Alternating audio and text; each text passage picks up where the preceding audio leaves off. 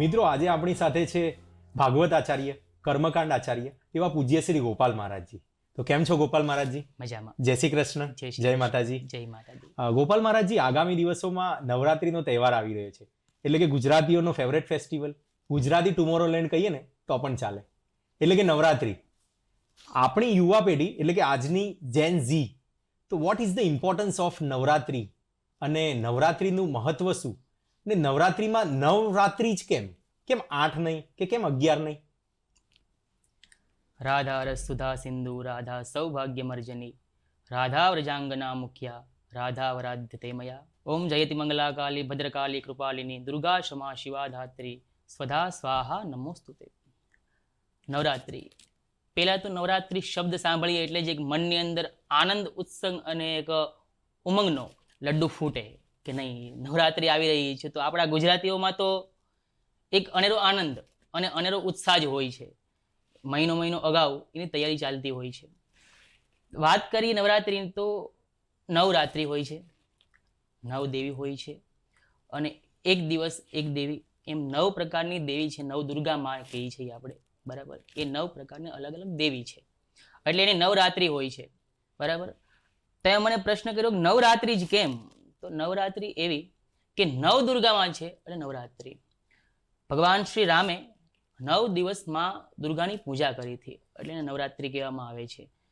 9 દિવસ અલગ અલગ રાત્રિ હોય અને અલગ અલગ પ્રકારની રાત્રિનો અંજવાળ હોય છે. શું હોય છે? અને એનું ભવ્યતા અને એની દિવ્યતા હોય છે. આપણે કહેવત છે કે દિને દિને નવમ નવમ, કે દિવસે દિવસે કોઈ નવું અને દિવસે દિવસે કંઈ નવી રાત્રિ, એને નવરાત્રિ કહેવામાં આવે છે. એનો ઉત્સવ અને ઉમંગ અનેરો હોય છે. તો નવરાત્રીના 9 દિવસ કયા કયા માતાજીની આરાધના થાય છે, એટલે કે 9 દિવસના 9 ભગવતી કયા કયા? 9 દિવસના 9 દુર્ગામાં હોય છે, જેમ કે માં શૈલપુત્રી, માં બ્રહ્મચારિણી, માં ચંદ્રઘંટા, માં કુષ્માંડા, માં સ્કંદ માતા, માં કાત્યાયની, માં સિદ્ધિદાત્રી, માં મહાગૌરી. આ રીતે 9 પ્રકારના દેવી હોય છે. એની એક દિવસ વાઇઝ પૂજા થાય છે. તેમાં લોકો તપ, જપ, આરાધના, ભગવાન માં ભગવતીનું અનુષ્ઠાન અને ઘણી બધી દાન પુણ્ય, કેમ કે કહેવાય છે ને કે એક સમય, અને એવો સમય કે નવરાત્રિનો સમય, જેમાં હરેક માણસ લઈ લ્યો અથવા હરેક વસ્તુ લઈ લ્યો, એ અંજવાળમાં હોય, એ ભવ્યતા હોય, એની દિવ્યતા હોય છે, બરાબર.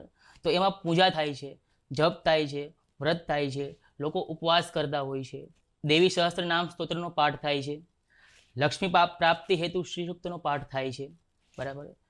દુર્ગા સપ્તશતીનો પાઠ થાય છે, બરાબર.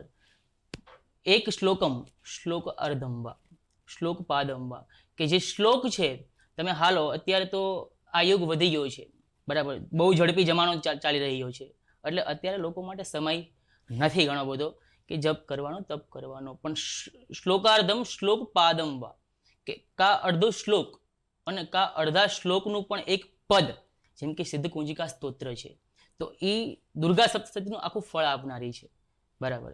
તો એ બધા પાઠ થતા હોય છે નવરાત્રિમાં, અનુષ્ઠાન થતા હોય છે મા દેવીના. નવરાત્રી દરમિયાન માતાજીએ મહિષાસુરનો વધ કર્યો હતો એવું કહેવાતું હોય છે, તો એના વિશે કંઈક? માં પરાંબા ભગવતી, જેને આપણે અલગ અલગ નામોથી પુકારતા હોઈએ છીએ, જેમ કે માં પરાંબા, ભગવતી, જગદંબા, માં બ્રહ્માંડ ભાંડોદરી. માં છે એ બહુ અનેરી છે, કેવી છે, બરાબર. અને એ પરાંબા છે, ભગવતી છે, જે બ્રહ્માંડ ભાંડોદરી છે, બ્રહ્મને પણ પોતાના ગર્ભમાં રાખનારી છે માં, બરાબર. મહિષાસુરનો વધ કર્યો. જોકે ઘણા બધા આપણે શાસ્ત્રમાં એવા ઉલ્લેખો છે, બરાબર, કે રામ ભગવાને 9 દિવસ પૂજા કરી અને નવરાત્રિ ઉજવવામાં આવે છે, બરાબર. પછી 9 દિવસ રામ ભગવાને કે આખી જે પૂજા કરી એટલે 10મે દિવસે રાવણનો વધ કર્યો, બરાબર. એ માટે પણ નવરાત્રિ ઉજવવામાં આવે છે. મહિષાસુરનો મા મર્દિનીએ વધ કર્યો, એ પણ આવે છે. એટલે તો આપણે ગાઈએ છીએ ને કે અયગીરી નંદિની નંદિત મેદિની વિશ્વ વિનોદિની વિશ્વનુતે, જય જય હે મહિષાસુર મંદિની રમ્ય કપર્દિની શૈલ સુતે. માં રમ્ય કપર્દિની છે, તો એ માં છે, તેને મહિષાસુરનો વધ કર્યો, એ માટે પણ ઉજવવામાં આવે છે. તો સાંભળ્યું છે કે તમે ગરબા પણ ખૂબ જ સારા ગાઓ છો, તો તમારા સ્વર્ણ કંઠે ગરબાની એક બે લાઈન થઈ જાય તો. જરૂર.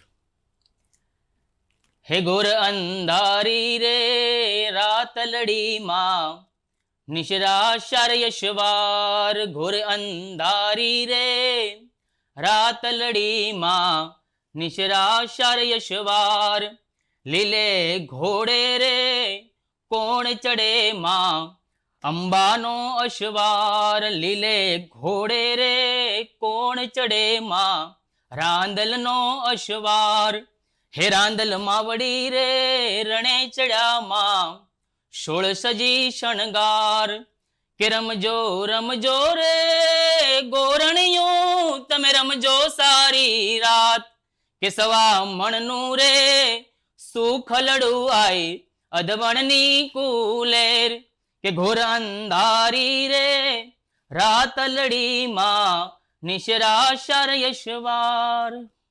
વાહ ભાઈ વાહ, જબરજસ્ત. હવે હું એમ કહેતો હતો કે ગુજરાતી એટલે ગરબા અને ગરબા એટલે ગુજરાતી. તો ગરબાનું ઇમ્પોર્ટન્સ શું? કેમ ગરબો, એને ગરબો શા માટે કરવામાં આવે છે? ગરબા શા માટે કરવામાં આવે છે?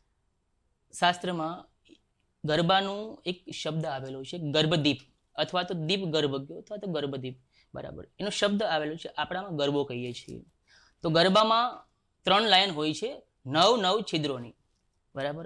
એટલે 9 છિદ્રોની 3 લાઈન હોય છે, એને ગુણોકર કરો તો 27 થાય. શું થાય?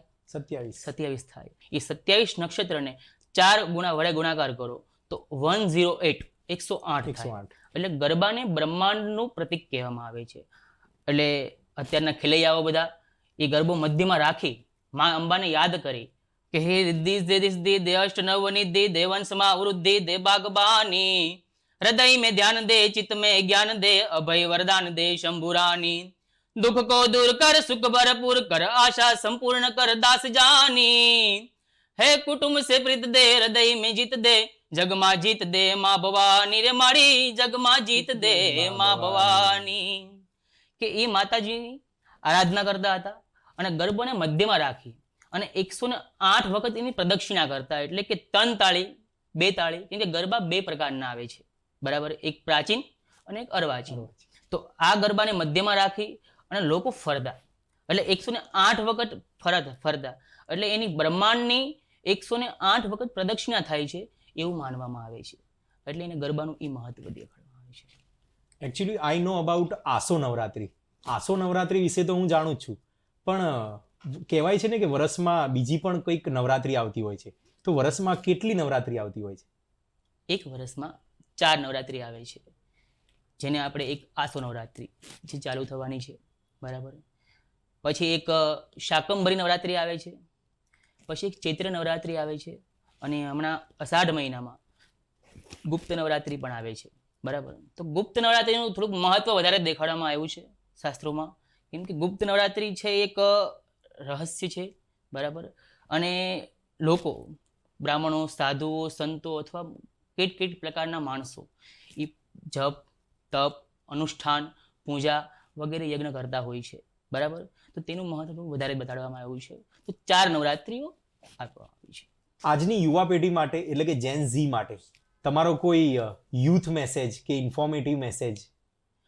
આજની યુવા પેઢી ગરબા એટલે રમવાનું સ્થાન, એન્જોયમેન્ટ પણ નહીં. આપણે પહેલાં એવું હતું, આપણા ઘણા બધા પ્રાચીન, બરાબર, કે એક મહત્વ, બરાબર. આપણે એનું ફરીએ છીએ, ચક્કર મારીએ છીએ ગરબાનું, તો એક મહત્વ હતું. અને અત્યારે મને ખુશી થાય છે કે અત્યારનો યુવા વર્ગ ઘણો ખરો આધ્યાત્મિકમાં ભળી રહ્યો છે, બરાબર. હું જોઉં છું, ઘણું બધું અનુભવું છું, તો મને એક ખુશી પણ છે કે આજનો યુવા વર્ગ ઘણો બધો આધ્યાત્મિક તરફ જોડાઈ રહ્યો છે. નહીં, સારી વાત છે. તો બસ મારો એ જ સંદેશ છે કે ઘણો ખરો યુવાધન છે એ આગળ વધે, બરાબર. અને બધા જ છે સંસ્કૃતિનું રક્ષણ કરે, બરાબર. અને આમને આમ આપણું સંસ્કૃતિનું રક્ષણ થાય અને માં ભગવતીની કૃપા થાય. બસ એ જ મારો સંદેશ છે. Okay, thank you so much for your valuable time and તમે જે આ ઇન્ફોર્મેટિવ નોલેજ અમારી સાથે શેર કર્યું. Thank you so much. Thank you once again. Thank you.